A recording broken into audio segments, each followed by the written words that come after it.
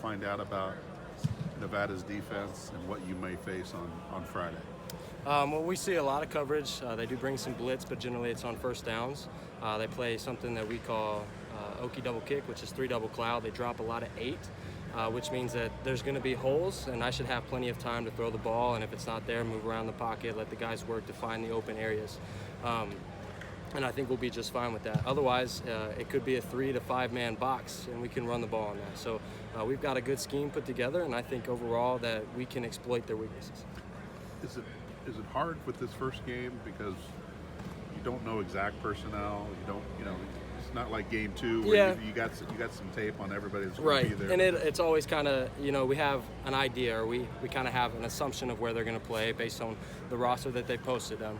And I think, like, for instance, Seven used to be a linebacker last year. Now he's kind of playing more of a rush DN kind of thing, kind of in between.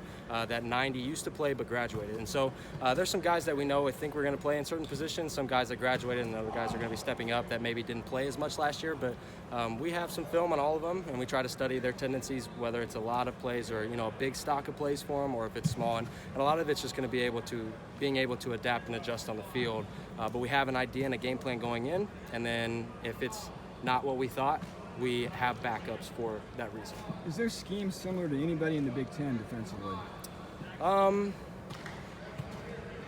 To be honest, they're kind of like our own defense. Our defense runs a lot of P3 double cloud in certain situations. And we've actually been able to go against that when we're going ones against ones. They play that. And so being able to see that just against our defense going full speed instead of just our group or our scout team trying to mimic it is really good for us as an offense to see that full speed. And so they're actually kind of similar. Now, everyone kind of runs their own thing. For them, they like to mix it up. They have cover 4, they have cover 3, so kind of the general coverages. But the main one is the P3 double cloud that our defense kind of runs as well, which is good for us. At what point in the summer did you start looking at Nevada, or did you? Yeah, we did. So we've been probably around June. I started watching our first 4 games and kind of just getting familiar with them, watching full games, then going back, watching all first downs, all second downs, just kind of getting acquainted with getting back into studying it all. And then I started hitting it hard in the middle of July.